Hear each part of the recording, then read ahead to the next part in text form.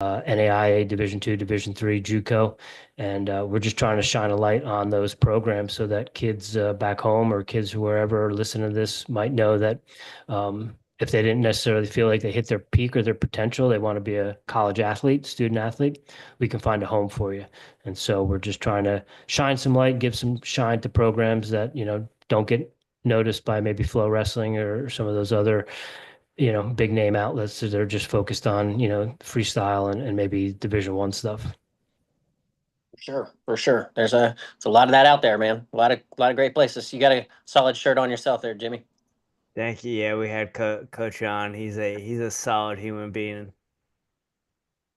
Yeah, they're doing great things there. I saw where he just got out there and competed too. That was good for That him. was awesome. Is that a little bit of motivation for you?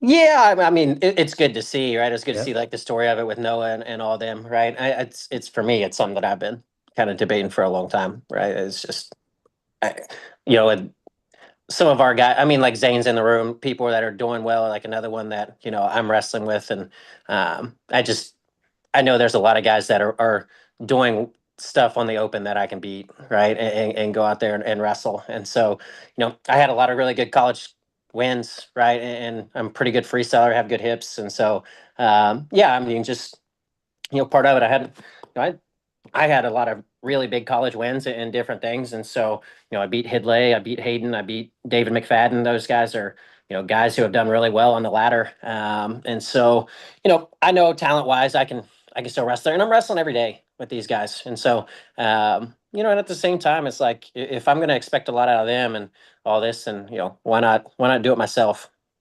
Heck yeah. Heck yeah.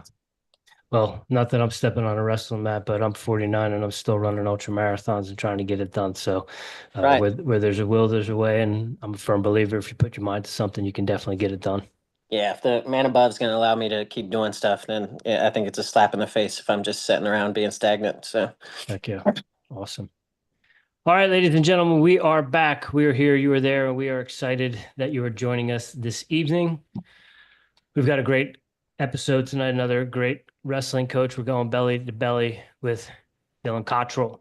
He is a coach at the NCAA Division II level at Glenville State in West Virginia. He's a former Big 12 champion at West Virginia, three-time NCAA qualifier, and now a three-time MEC Coach of the Year, building Glenville into a national powerhouse. But before we get started, you already know the drill. Blast double that like button and hit subscribe. Drop a comment, every review, every share helps us grow and get back to the sport we love. Make sure you're following us on Instagram and on your favorite podcast platform, be it Spotify or Apple Podcasts and all those other ones out there. We got you covered. And as always, this episode is fueled by CS Instant Coffee and Black Sheep Endurance Coaching. Let's not forget, while we're over here doing this, we're shining a light on the programs and the coaches we wish we had access to coming up. If you're a student of the sport or a parent looking for the right fit, share this with a family or friend that needs to hear it. Wrestlers, parents, coaches, pull up a seat. Let's go live with Dylan Cottrell. Coach Dylan Cottrell's key accomplishments: he's a three-time MEC Coach of the Year, 2023, 2024, 2025. He led Glenville to back-to-back MEC titles and a 2025 NCAA Super Region 3 championships. They had 4 NCAA All-Americans, a program record this year, and they reached a number 2 ranking in the NWCA rankings. Without further ado, Coach Cottrell, it is an honor and pleasure to have you with us this evening. We do greatly appreciate your time. Welcome to the show. thanks, guys. Appreciate you having me on. Talk a little bit about the program and kind of whatever else we get into. Yeah, we're excited to hear about it, and I feel like West Virginia is one of those diamonds in the rough. It's a well-kept secret. I think people sleep on it a lot of times, but I've been through there many times, and I think it's a beautiful part of the country, and I think more people need to know about it, and that there are a lot of opportunities both at Glenville State, but within the state of West Virginia if you're looking to be a student athlete and a wrestler specifically.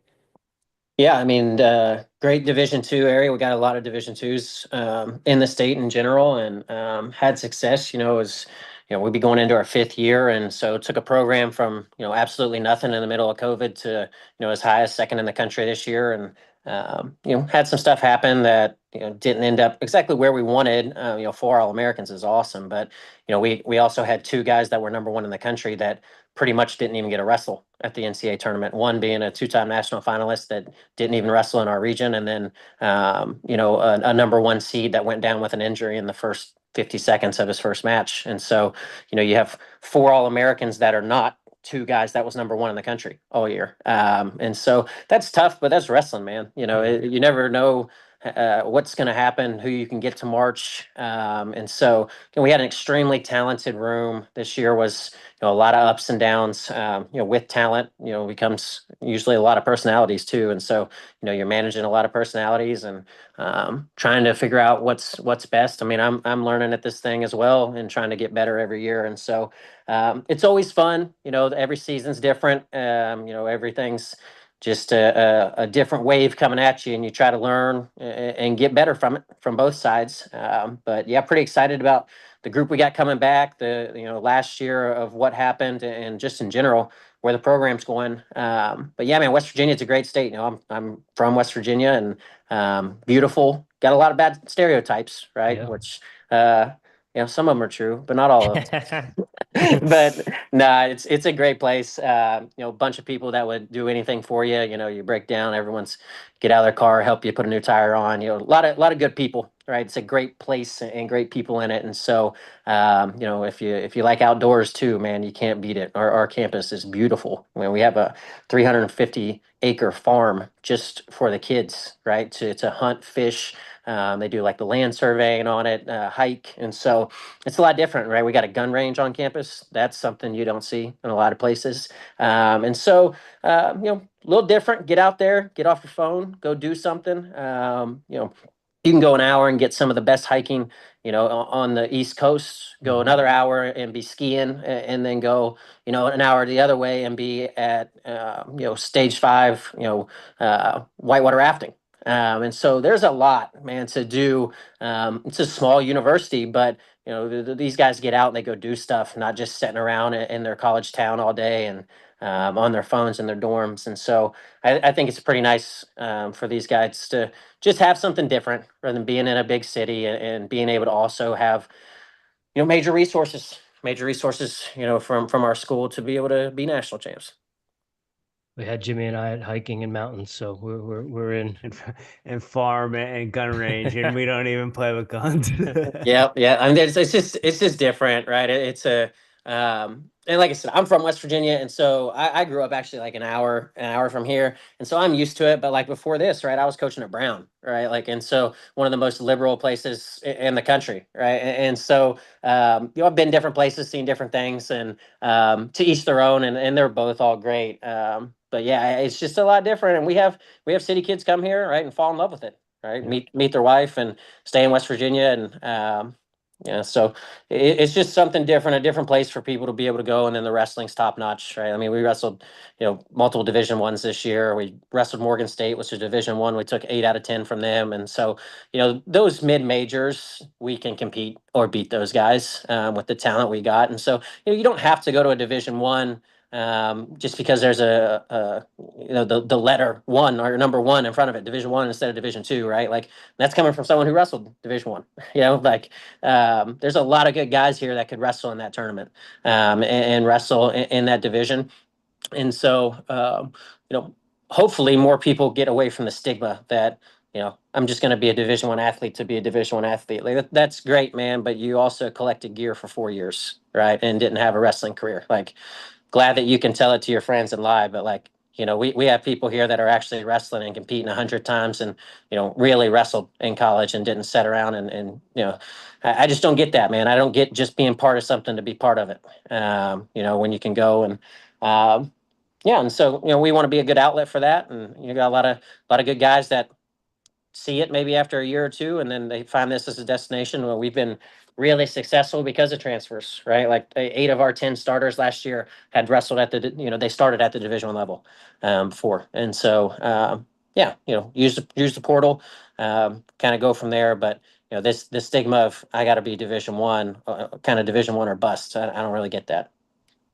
Neither do we, and that's why we're doing this. And so we're excited to get into it with you. But before we go any further, any Anywhere you would like us to send recruits, or if you have any camps coming up this summer, any of the socials, anything you want to plug or promote, the floor is yours.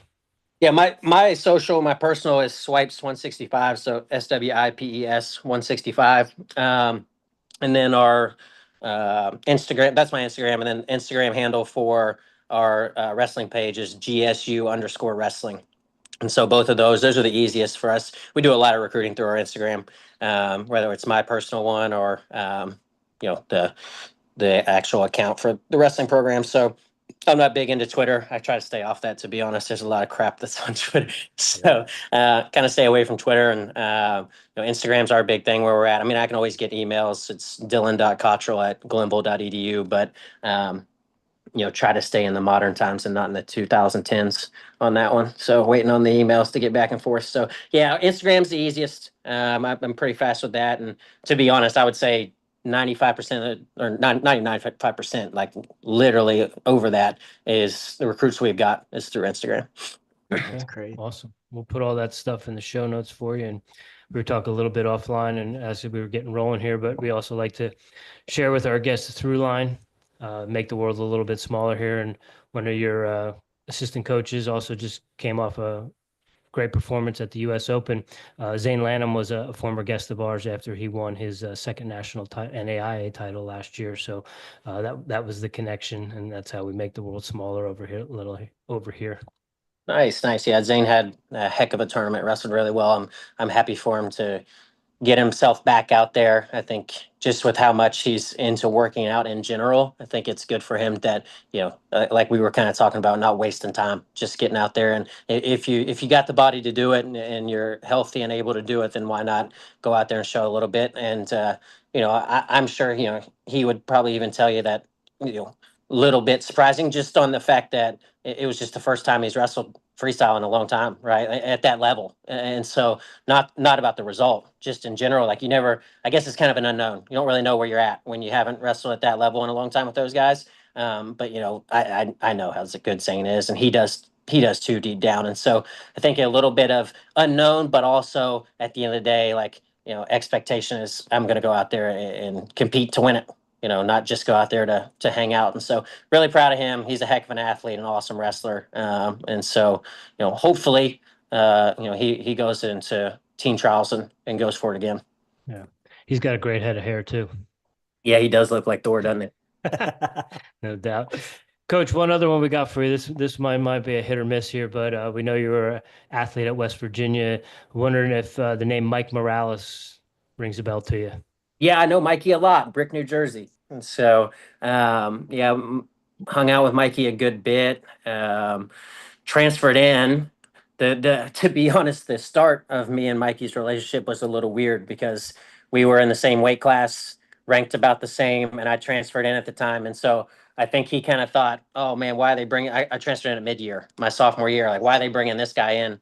When I'm supposed to be the guy here, right, or whatever it is, or maybe he was down at 41 that year. I can't remember, but we had been in the same weight class. But I was ineligible because back then you couldn't just transfer to transfer, right? And so, kind of after that, the relationships were good. He's a good dude. He's a wild man. I haven't seen Mikey for a while, but yeah, I always enjoyed my time here with Mikey. When he was only here though, technically for the one semester that I was here when I transferred in, and so I never got to actually compete, on the team with him or anything. But I was here actually helping him train and wrestling with him for him getting ready for his NCAA stuff his senior year. Yeah, I grew up wrestling with him. I'm a little bit older than Mike. I believe he was like in seventh grade when I was a senior in high school, but he was always in the club with me, and we used to go lift at one of the guys at the club's house. So, know Mikey very well when he was growing up, just like you. I haven't seen him in a while, but he was always a good wrestler and a little bit of a crazy man. Yeah, another dude with a great head of hair though. Yeah. Yeah, jealous of his hair. I say I'm balding. That dude's he's whatever, 34, 35 and thick head of hair. I'm a little jealous of that. Yeah. Dylan, so we were talking about grew up in West Virginia. One thing we like to do here is kind of see how the coaches got their start when we talk to them. So how did you get your start wrestling? Yeah, so started when I was 6. My dad was a college football player. My mom's family her brothers were wrestlers. My dad didn't like wrestling. He thought it was dumb. And so he went away for a work trip, and my mom snuck me to wrestling practice. And then he came back, and she was like, "Yeah, we're wrestling." And so, yeah, that's how it started. And so that was different, and I was pretty good right away. I was like one of those kids that um, when I was 6, I had like a six pack. I was just stronger than everyone, and so I was able to do things back then. That just overpowered dudes. So I was really good when I was young, just off pure God given talent, right? Of just being this really strong kid. And so yeah, I did the whole thing growing up. Wrestled all the tournaments. Wrestled 100 times a year. Tournament champions, all that. Um, Got to middle school, got burnt out, didn't wrestle for 3 years, stopped wrestling. And then high school came back around, got back into it, and then won 4 state titles, went on to college, and kind of kept rolling from there. Went to App State for my first 3 years, and then WVU my last 2. Um, Coached at Brown for about a year there, and then came back here and started doing this thing. So that's the condensed version of it all. But yeah, I had a good high school career, with everything. But yeah, I think the me stopping wrestling for 2 or 3 years was huge for me because I was just so burnt out on it that I was getting worse, I think. And when I came back, it actually like made me miss the sport.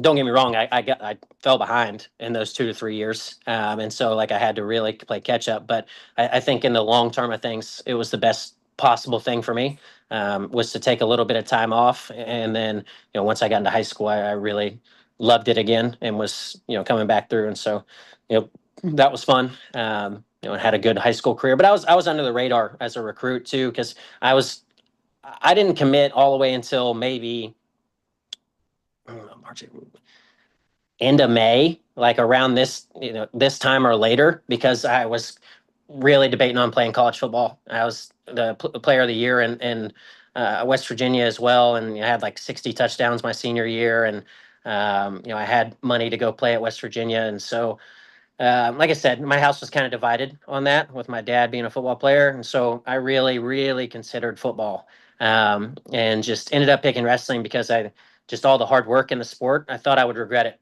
if I didn't give it a try. And so pretty much when I decided on App State and going there, I said, I'm going to go for a year and I'm going to see, right, if I'm competitive, if this is for me. And if it isn't, I'm going to come back and play football. And so first year went really well. And yeah, kind of rest is history. Been in wrestling and pretty deep into it ever since then.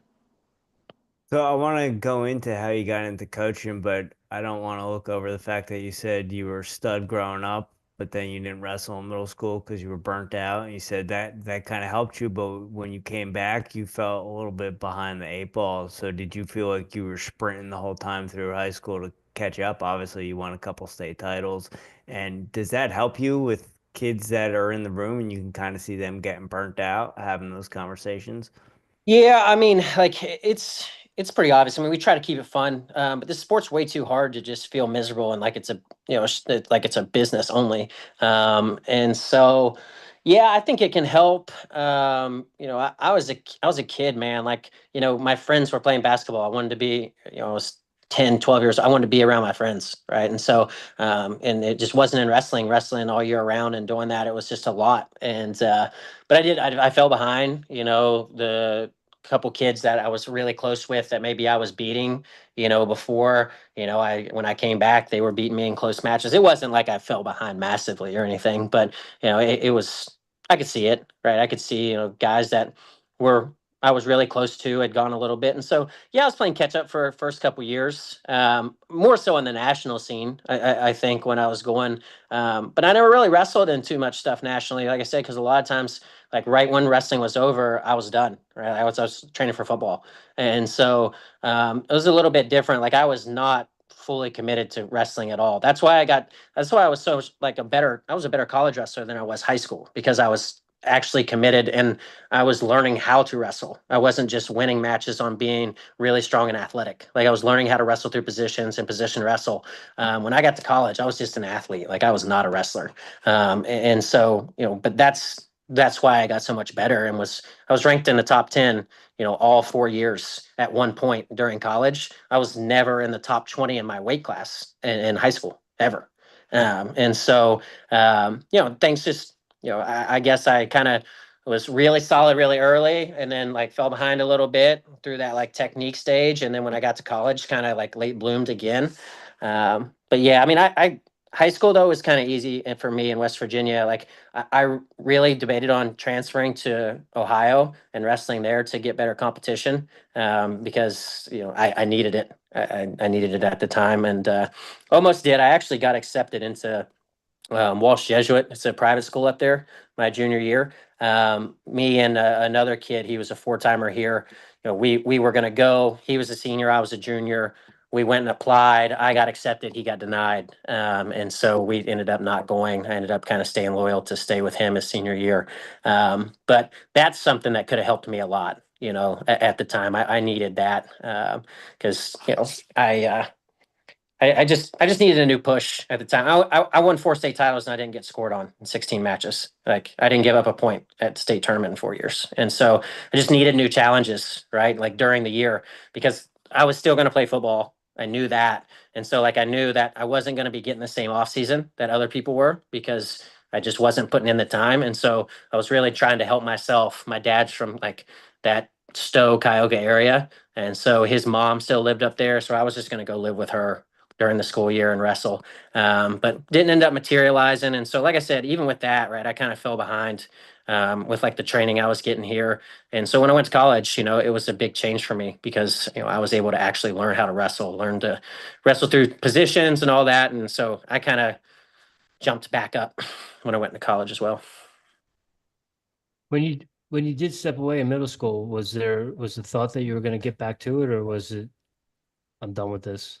No, I always knew I was going to wrestle, Yeah. right? I just needed a break. I just needed a break mentally. It was a lot. I mean, we were wrestling like and it's not my parents or anything. Like I didn't have like the crazy wrestling parents. They were awesome, right? Like it wasn't anything like that. It was just I've always been like that. Like, if I'm going to do something, like I go for it when I go. And so I wanted to wrestle every weekend, right? But it was a detriment to me because then I was wrestling 100 times a year, right? And so I almost did it to myself. And so my parents too could see it, and we kind of just talked and was like, "Hey, like, it's okay. Let's take a year, right? And let's just get away from it for a year." And like I said, it was ended up being a little bit more than that, but it was the best thing that ever happened to me. I needed it at the time, and so, like I said, got back in, and I loved it again. Like you don't know what you kind of got there till it's gone, kind of thing. Yeah. Yeah, but no, there was never a point that I think ever or ever will be that I was like, no, wrestling's not going to be a part of my life. Okay. And so, as an athlete, as a collegiate wrestler, when did the thought of getting into coaching come into your lexicon? Um, Oof, I don't really know, honestly. I was pretty one tracked on what I was trying to accomplish, and so I didn't really think about coaching at all until really I was done. I would say the first time that I actually thought about it was my senior year with I don't know, maybe 2 months to go. I got a message from Todd Beckerman at Brown, and he was asking when I was done if I was interested in coaching, and that they wanted me to come up, being a member of their new RTC, and help as a volunteer. And so I guess that would probably been the first time that I actually gave any sniff to actually doing that.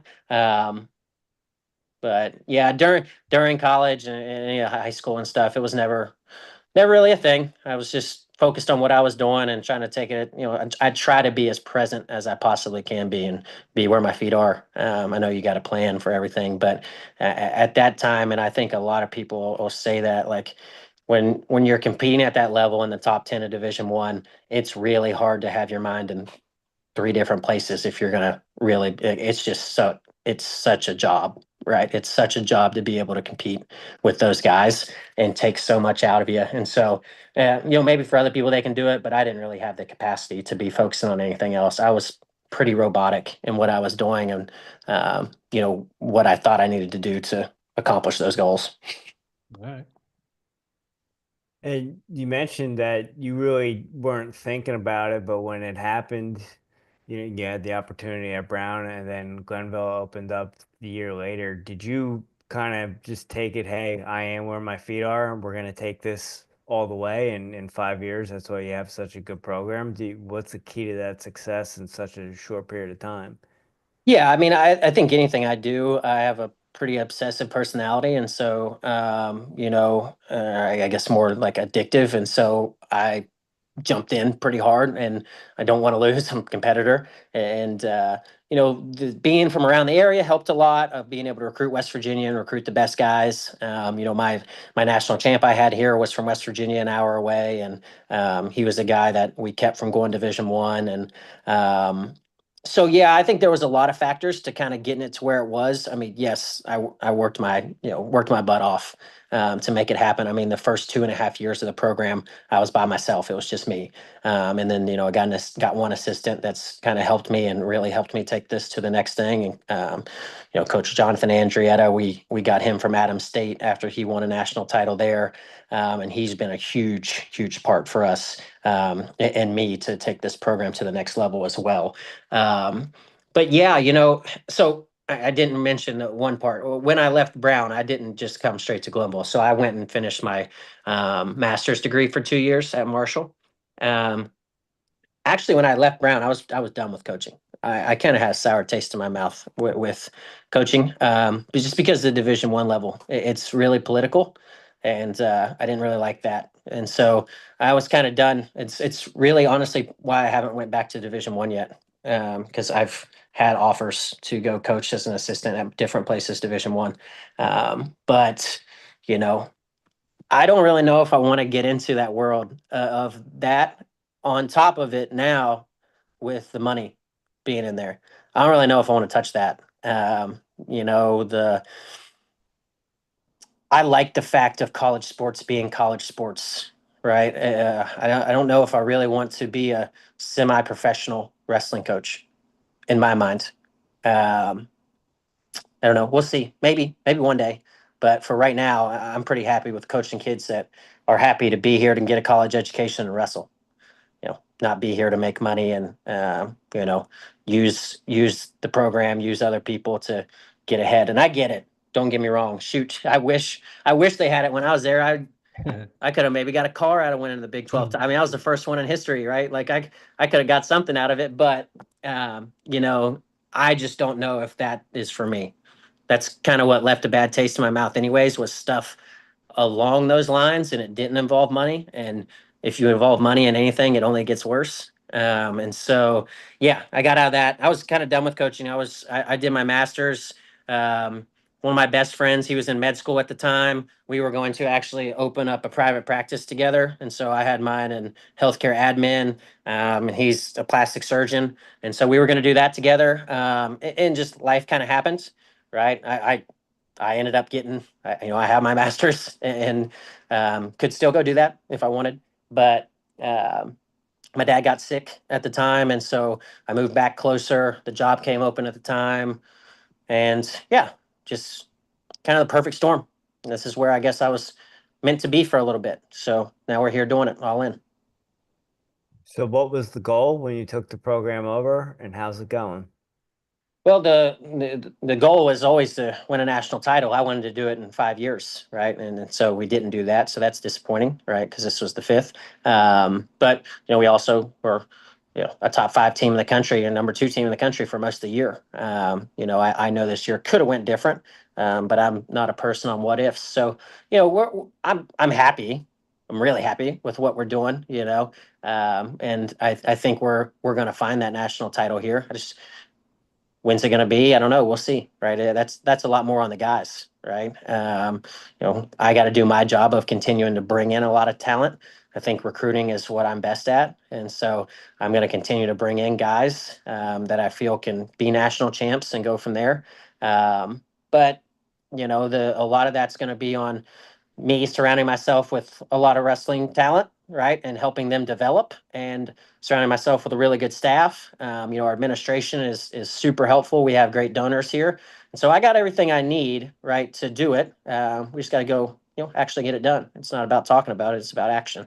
And so we're going to work really hard, and I expect our guys to compete and to work at a national championship level. And so me and my staff have to do the same.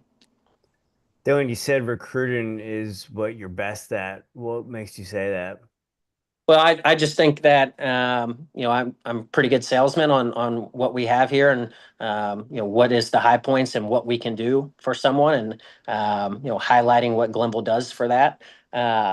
We've probably got more high name portal guys than anybody or close to it in Division II. Like I said, 8 of our 10 last year were Division II or Division I guys, and so that's not easy to do, and all the coaches can tell you that. But it's really not easy to do when you're in a town with one stoplight. So that's the area for some people is a big thing, right? Like we have all these beautiful things outdoors, but that's not for everybody, right? Like it is a small town. It's got one stoplight, right? Like for some people, that's an absolute no from the jump. And so sometimes you're fighting it from the beginning against some of these people, that you're trying to get from a Division I that has 40,000 students and all this social life on campus, right? And say, hey, come down here to a school that has 2,000 students, right? And so, there's always stuff, but I think from just the track record of recruits that I've been able to bring into this area, that recruiting is kind of where I found my, I guess, niche at. And yeah, and I guess I, think that that's my big contribution that I can make on top of developing these guys, but it is being able to bring the talent in. Talking about being in a one stoplight town, Jimmy and I lived in Leadville for a little bit, so we love small towns. Geographically speaking, for the people that are listening, where in the state is Glenville? Yeah, so Glenville's directly in the center of West Virginia. So Braxton County is the dead center of the state, and we are 35 minutes from there. So we're central West Virginia. If anybody's familiar with the kind of the bigger place in West Virginia would be Morgantown, right, where West Virginia University is at. So we are an hour and 15 minutes directly south of West Virginia University. Okay. And for the people that have seen the wonderful whites of West Virginia, where are you in relation to Boone County? Pretty far. Nah, we're probably 3.5 hours. That's at Okay. the very, that's more Virginia. Yeah. Honestly, if you want to blame a state, blame Virginia. That's down there. Right on. Yeah, it's pretty far. That's real though. Those Yeah. that's and it's absolutely wild. Like it's shoo. But here's the thing. I've traveled a lot of places. There's a lot of It's people like that everywhere. everywhere. There's a lot of people like that everywhere, right? Like, but Absolutely. it is wild. That's craziness. Yeah. So, Coach, tell us a little bit about the university. You mentioned there's some cool things outdoor related, but also one of the unique things Jimmy and I love hearing unique things, unique majors, and we've done 350 plus episodes, and I don't think we've talked to a coach anywhere in the country that has a program in a school that has a gun range on campus.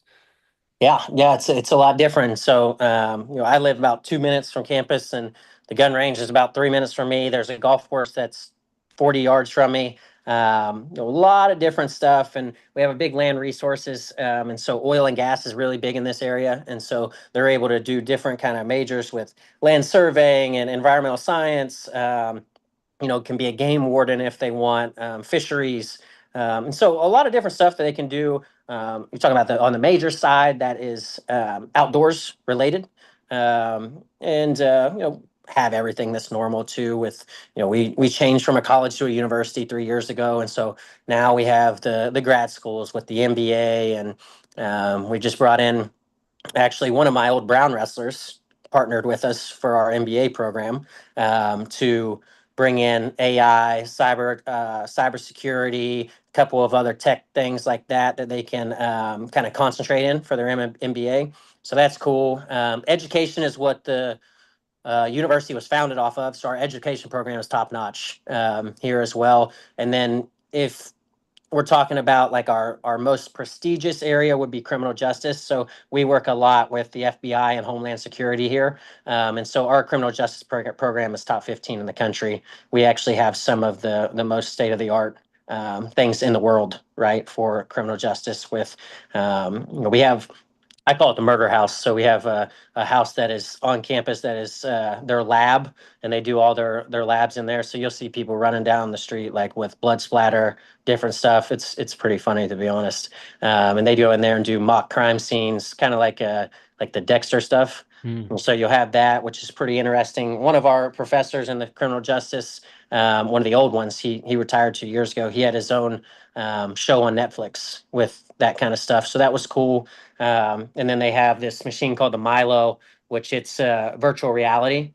And so they go in and they do like mock hostage situations and traffic stops and all this other stuff. And so the criminal justice program is really top notch here as well.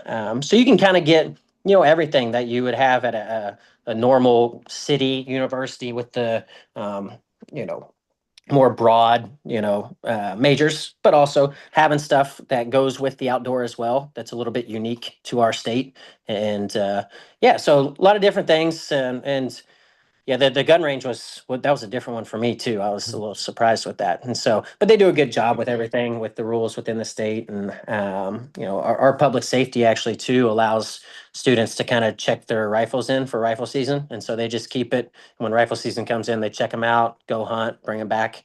And so, yeah, and crazy that we haven't had any instance of anything like that on campus. So, it's wild that it's the people that fire the guns, not the guns firing themselves.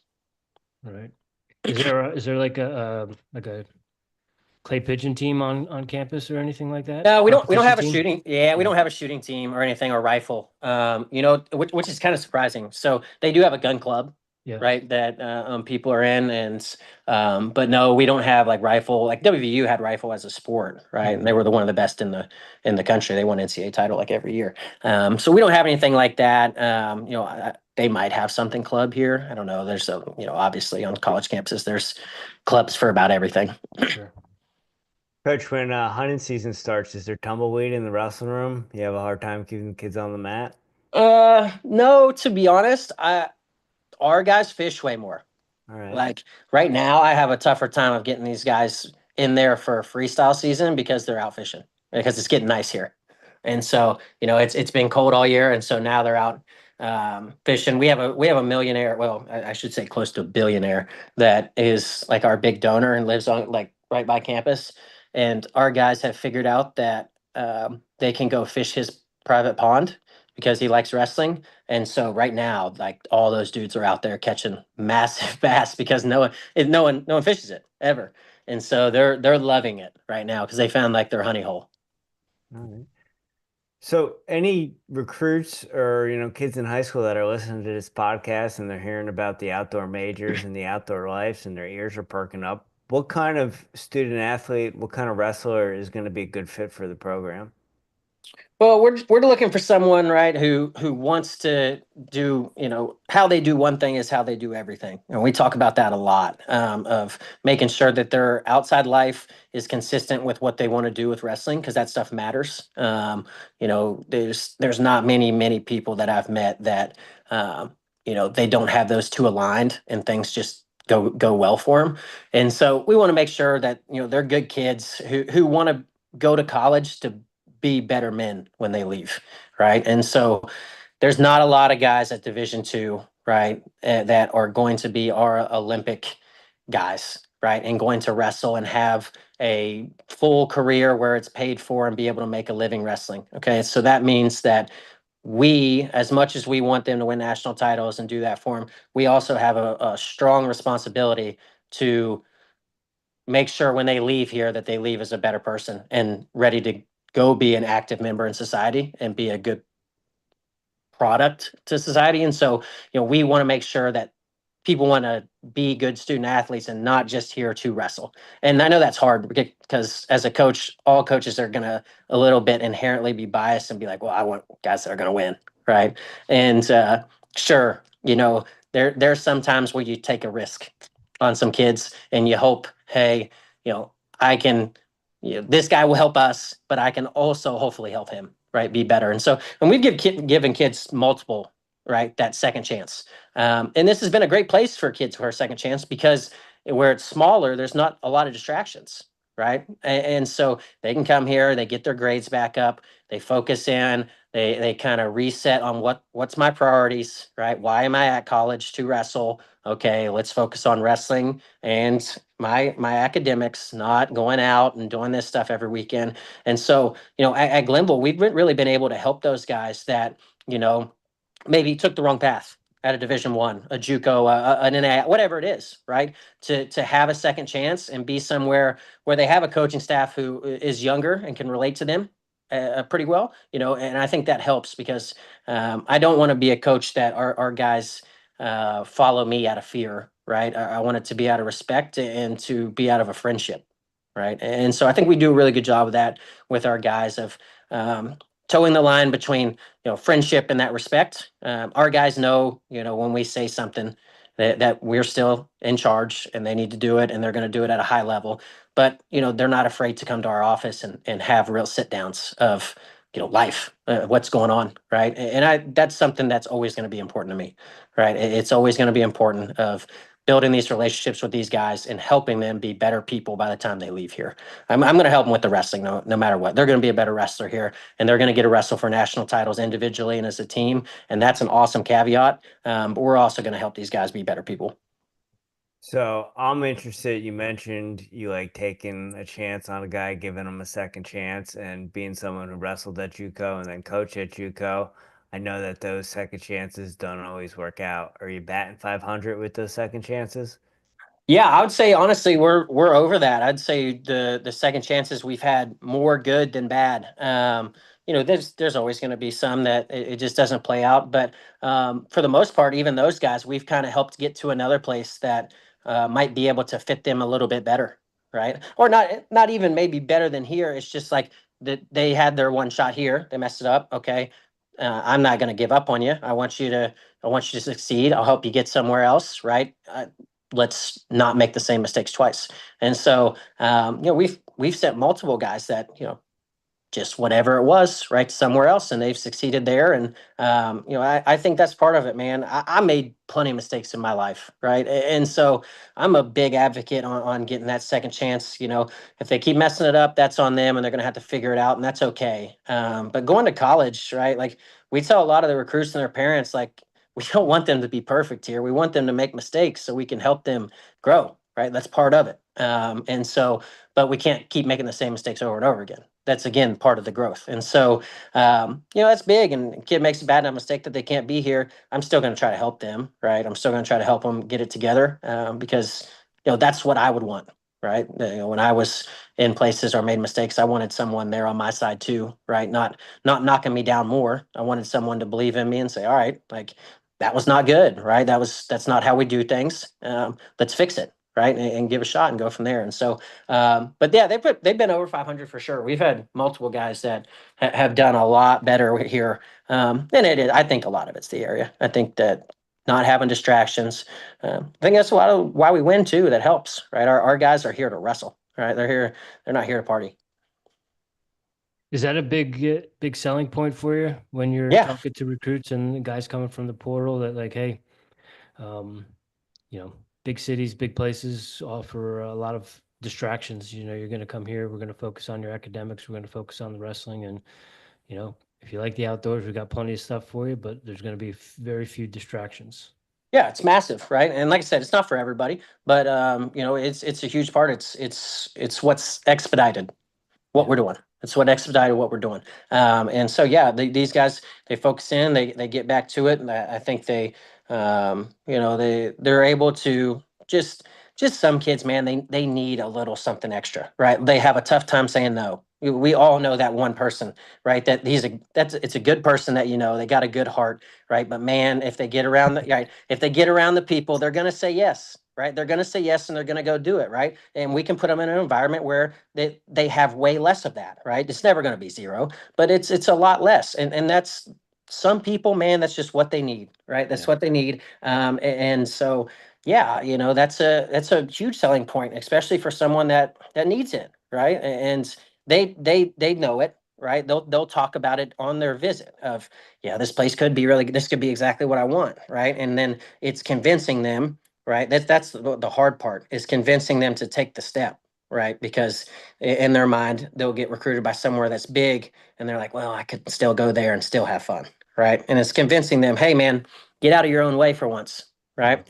Get out of your own way. Let us help you out, right? And that's the hard part, is getting those guys to take the leap on something different that they know is good, right? But they're kind of scared of that, right?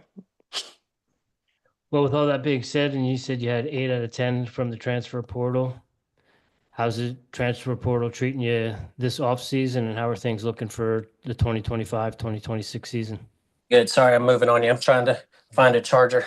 Yeah, we've got 4 Division I guys coming in right now. We got an NAIA qualifier coming in. We got 2 more freshmen that we're waiting to see. 2 big time freshmen that were both high school All-Americans, that we're kind of waiting to see if we're going to get. They're sent out offers for them, and those would be huge for us to kind of finish our class. But other than that, we have a bunch of West Virginia kids that we brought in as well for it, which is always something that's going to be a pillar of my program. Being from West Virginia, I'm going to try to get the best guys from here. One of them, Jimmy Bales, I'm really excited about him. He was in high school an All-American. He got 4th down at Virginia Beach. He was a guy that was very under the radar. Division I's missed him, just point blank. They missed him. He's very good. He's around 149. Probably could make 41 if he really wanted to cut. Probably could go up to 57 if he really wanted to get big. But 49 pounder. I mean, he's in our room getting takedowns on our all 49 All-American, right? Like already without being in here. And so, that shows you, where he could possibly be. I think by December, he's going to be scary good, and a guy, I already think he's good enough to be on the podium where he wrestles at. I think by December, if he goes, he could be a guy that name could be something. But yeah, we got a couple other guys out there, but the class is really solid. I'm excited about some of the Division I guys, and always have guys we're out there talking to. The worst part about this job is that I'm on my phone 24/7. Like I hate that, right? But it's it's like some days I'm legitimately talking to 15 recruits. It's that part. Although I love recruiting, that part is tough, right? Like sometimes you just want to be like, all right, can I disconnect a little bit from this?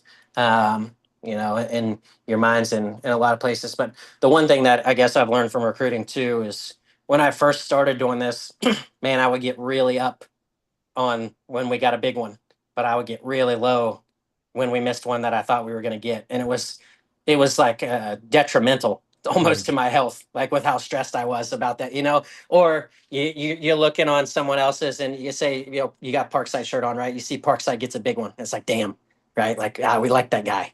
And so now it's just more so of like, whoever really wants to be here, that's awesome. We're going to work with them, and we're going to do the best we can to get those guys to a national championship. And so, I'll rock with my guys any day of the week.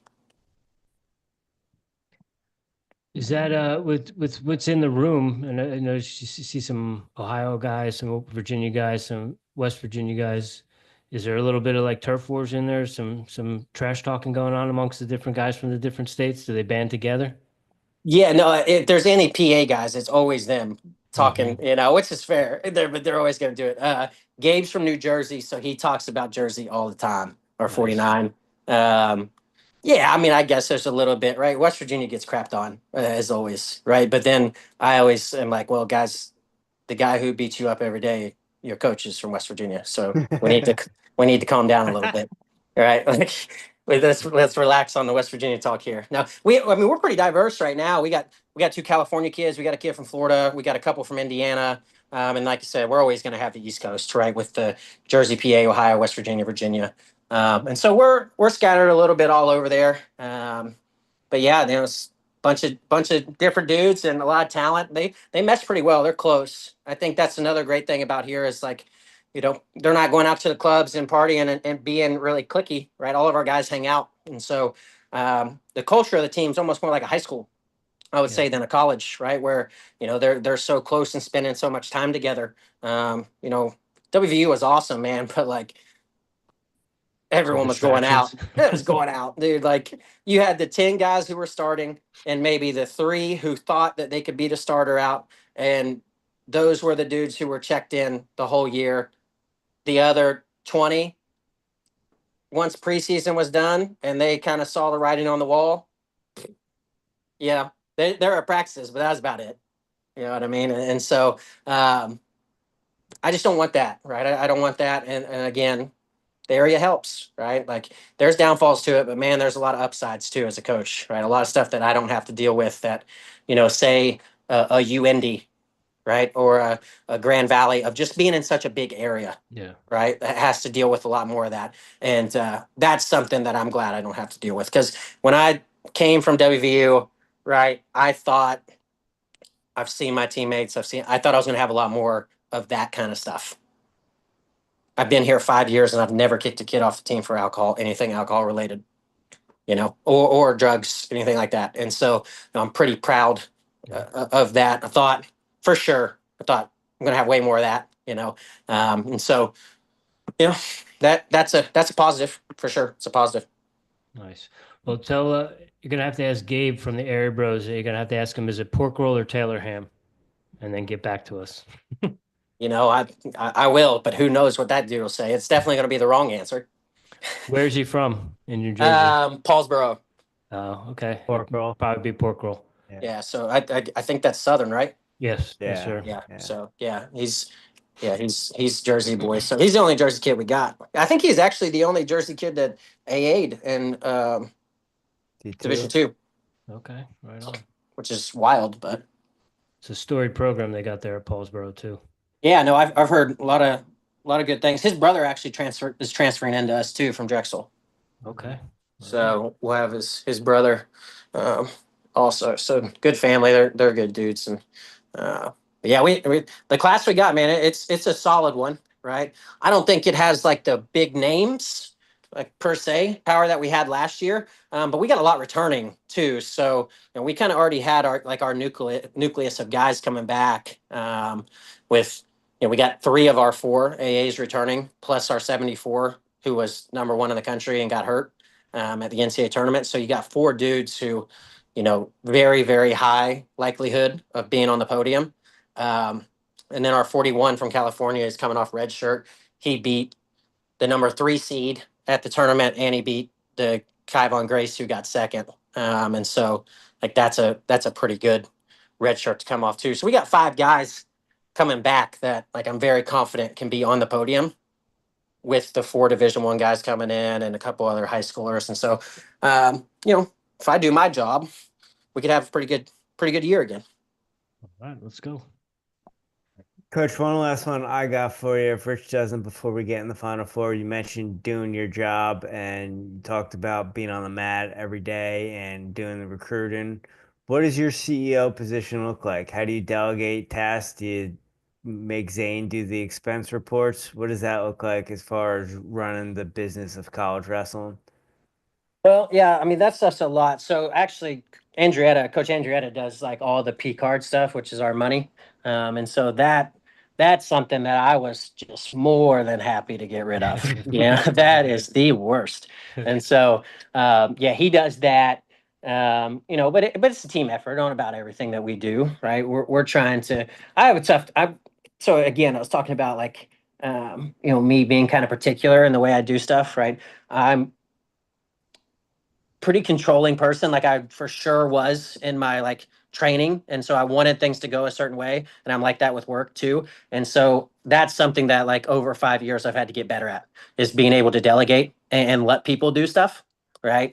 Because I will just work myself to death, right, when I have someone that's capable of doing it, but I want it done, right? And so I had to get a lot better at that too. Like it's just, if you're doing something in this and you're not willing to try to get better and see your shortcomings as well, I think that's a detriment to my guys and my coaches. And so delegating is something I'm still working on, right? Of getting better and letting guys do other stuff. And so that obviously can help me, right? I just have to be able to let those guys do different stuff. But we stay busy, right? The between the paperwork and all that stuff.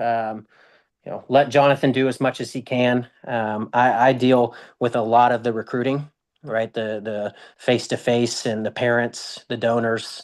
A lot of that is my face out there, where Coach Andrietta and Zane were doing a lot of the behind the scenes work, and then in the wrestling room, we're doing individuals. That's a big one for our program. We do individuals 2 to 3 times a week with all of our guys, and so that's super time consuming. But something that I really think, kind of gives us an edge over a lot of people is, do do I want to be in the wrestling room for 6 hours a day? No, right? But am I willing to do it? And is a lot of other coaches willing to do it? No, right? And so I'll go do that stuff, right? I'll be there for a 6 a.m. practice, and then I'll run an individual at 11, 12, 1, 2, and then do our afternoon practice at 5:30, right? Is there many coaches out there that will do it? I'm sure there's some, right? But like it's the same kind of thing of like, if I'm going to expect them to compete and work at a national championship level, and that's what we really want to do. Like, our guys say that, but that's what they really want to do. I have to do that as well. Coach Andrietta has to do that. Zane has to do that. And I think everybody that we've had here, they're willing to put the work in, right? Even our trainer, right? Like, our trainer is a wrestling guy. Like, some of the stuff that he does, in our strength coach, right? Like, our strength conditioning coach was a college wrestler. That's huge for us, right? Our trainer was a wrestler, and then he did his training, his undergrad at UNI with Schwab, right? And so everybody that's involved in our program knows high level wrestling, and that's massive. Was that something that you had coordinated, or did that happen just because? Well, the trainer got here because he wanted to work with our program. And so that was on him, right? Like, when he was looking for jobs, like available jobs at the time, our wrestling program was one that stood out to him. And so he picked here because of that. The strength and conditioning coach, he's from West Virginia. And so he was just looking for jobs, and this is a place that came open, and also knew about wrestling and liked it. I was in the hiring process for him, so I was a big component of him getting hired. I thought that would be mass. I obviously thought too, for the university, that it wasn't just being biased, right? But I thought this guy will be great for us. And so you guys have been around wrestling, it's just a different sport, right? It's a different sport, and you don't know how much time and how much effort it takes until you've been in the fire, right? And you need people like that understand it. And so, man, it's huge for us. It's such an advantage to have that. And they, as much as you don't want to be biased, man, they're going to be biased to our sport. They love it. It's passion, right? They have passion for the sport. I don't know many trainers that are going over to wrestler's house at 2 a.m. because the kid calls him and he's sick, right? Like, most trainers are going to say, okay, go to the hospital, right? Or go somewhere, right? Where our trainer goes over, checks on them, wants to make sure that they're not going to go to the hospital and spend thousands of dollars at the ER if they don't have to, right? Give them medicine and help them out, right? Like, we just have, it's the cool thing about this place, with it being so small, is, man, you got a lot of people that actually give a crap about these kids. They're not just a number, right? They actually give a crap about who they are, what they want to do, and they want to help them. Right? And that's something that I want those type of people involved in my staff, right? Because I want to give back, and I want the other people to give back more than we want to win. And I want to win a lot, so that's a lot of giving back. Well, you got me fired up, Coach. I'm excited for Great. Let's run through some walls. Glenville State. We might be outside in the parking lot doing some shadow wrestling. Nice. Coach, is there anything about Glenville State, the wrestling program, college, that we haven't talked about that you want to talk about?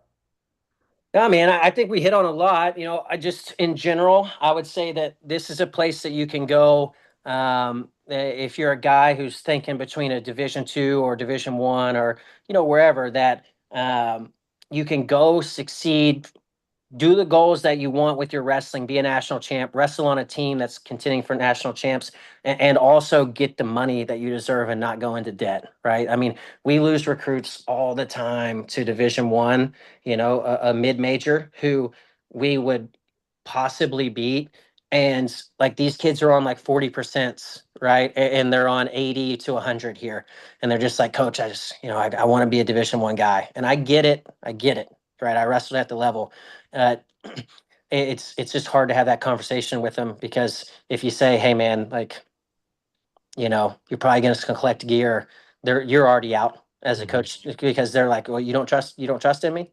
Right. And so it's hard to maneuver that. But man, I just want to say this is a place that you can do it. Right. And get time and get a coaching staff. Right. That's actually going to care about you. Right. Because and it doesn't have to be us, but go, if I can say anything to young recruits out there, right, is go where you feel wanted.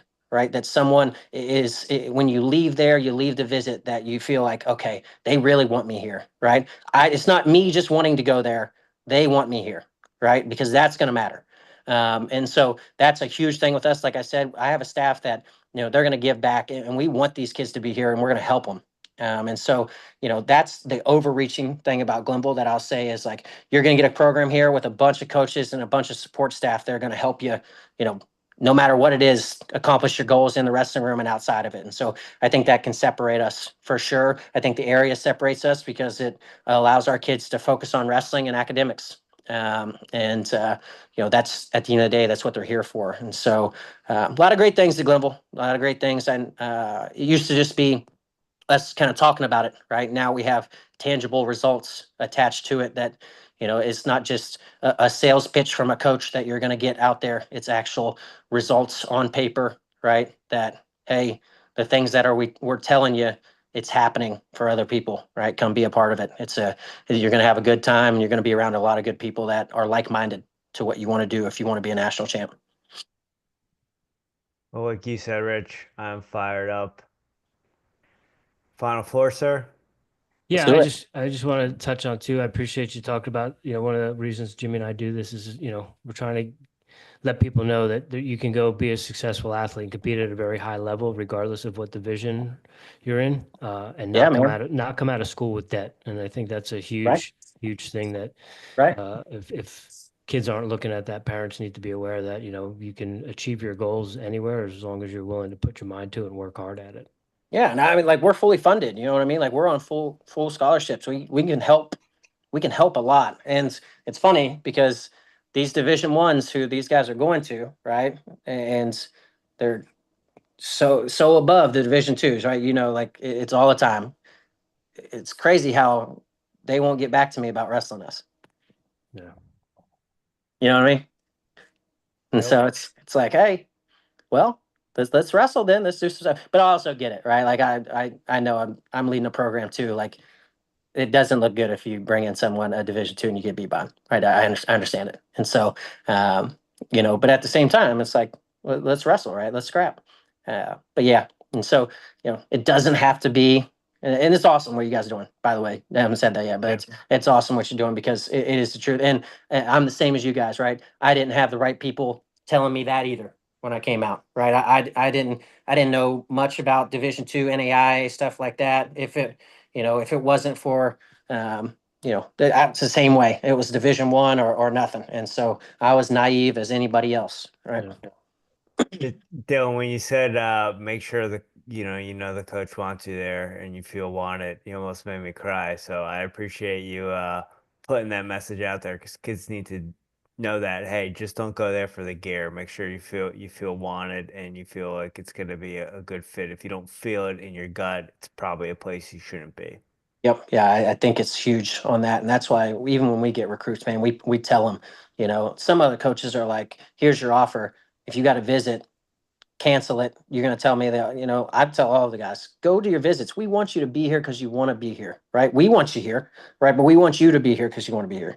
I just think that's massive, right? I think that's what builds a good culture, right? Is you get people here, not because I to play in the gotcha game, right? Of you're making 17-year-olds make a decision about the rest of their life in a week. That's crazy, right? That's honestly, I think it's messed up, right? That's some bad manipulation that we're doing as coaches to put these kids and parents, a lot of them, right? Like, they don't know either. Especially like some of these parents, man, they're clueless when they come on visits for the first time. And yeah, I think a lot of people, man, they get roped into making decisions way before they should, because they flash a little bit of money in their face and say you got a week, right, or what it is. And so, yeah, I hope people, and this is great, that you're doing this. And I hope more people understand it, and it is to go where you're wanted, man. Like, don't just go somewhere because you want to go there. Go there, right? Because when you leave, you say, man, I did want to go here, but wow, do I want to wrestle for those guys? Final four, Rich. Let's do it. All right, Dylan, are you a coffee drinker? No, but the girlfriend is a massive coffee drinker. All right, all right. You do No, any caffeine? yeah, I do. I do my sodas, unfortunately. Okay. I changed the diet though in the summer, so I'm not so fat. Is it true that everyone in West Virginia likes Mountain Dew? Yeah, that's a West Virginia water. What are you talking about?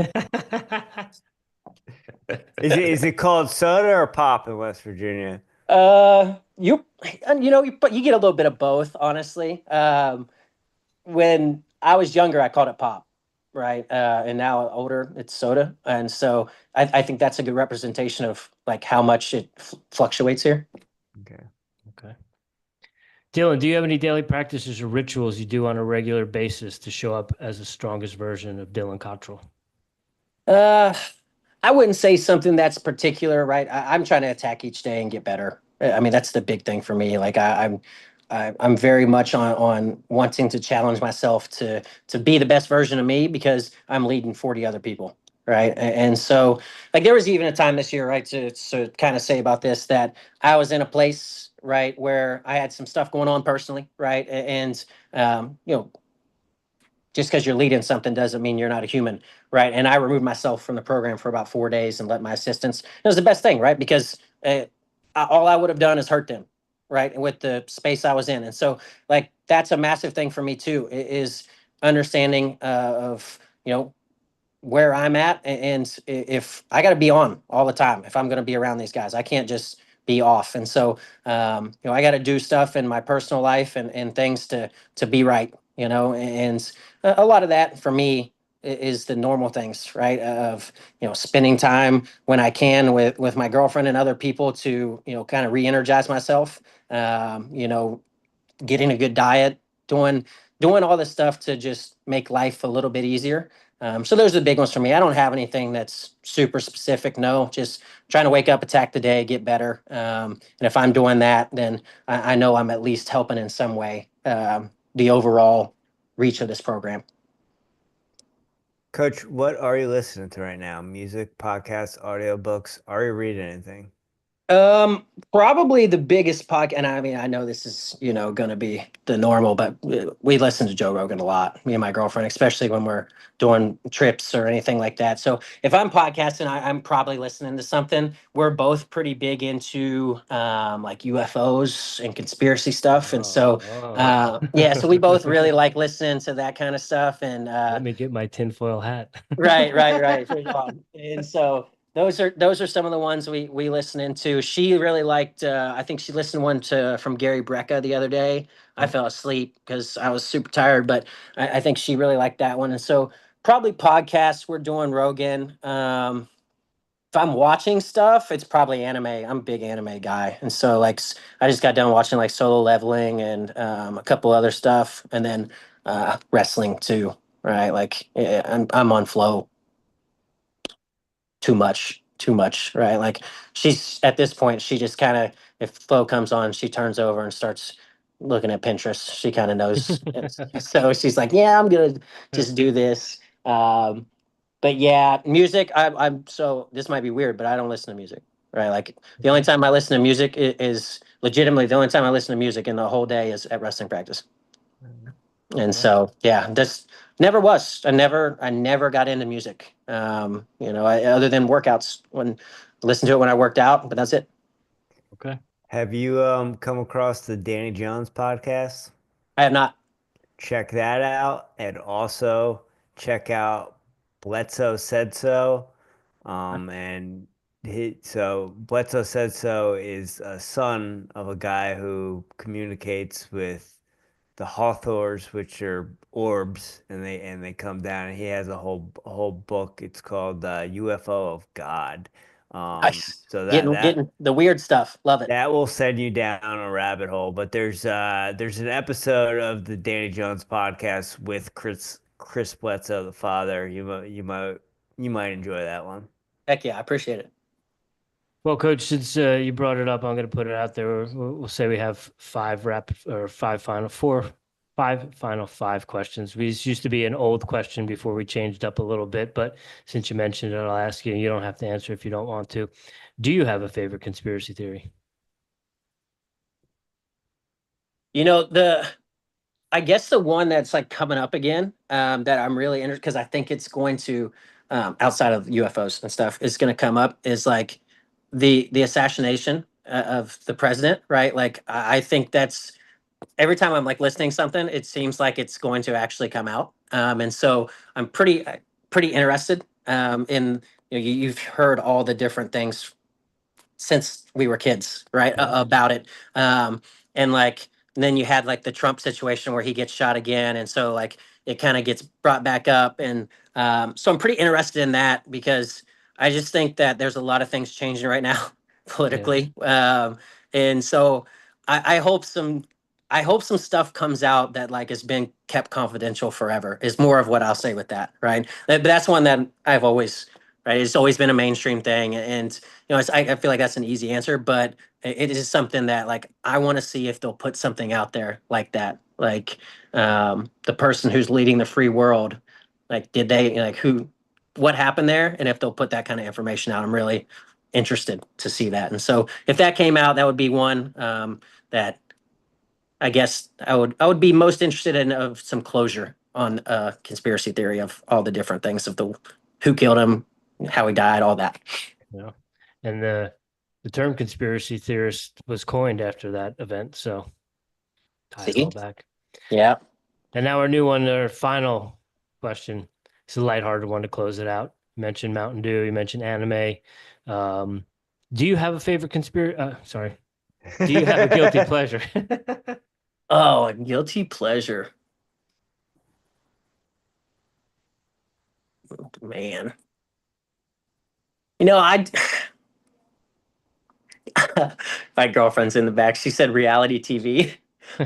Maybe we do watch some reality TV. So I probably didn't watch as much until she like moved here, and reality TV would be one. I mean, dude, I get a lot of. I know I shouldn't drink soda, but like I love soda, right? Like that's a really guilty pleasure for me. But yeah, I think reality TV is probably a good one, right? Like if I'm not watching anime, I'm probably watching like Love is Blind or something like that, right? Like Love on the Spectrum, something of the reality TV, right? And so I just watched this stupid show. It's called Inside. It's by KSI. You know who that is? Like Yes. and so man, and I'll tell you, I don't know why I kept watching it because it just pissed me off the whole time, right? Of all these people spending money. But yeah, that's probably a good one. That's actually a good answer, she said. Okay, right on. Well, you're not the first coach that said reality TV, so you're not alone in that Yeah, regard. I mean, they So, do a good job, man, of cutting it up to get yeah, you. And they I get know you it in too, there. but it keeps you in there. Right on. Dylan, thank you so much for your time. Rich, I'm stoked that you mentioned, hey, Zane's coaching at Glenville State. We should get the head coach there. They're doing some great things. So thank you so much for this conversation. You got me And fired up. I can't wait to follow you guys next year.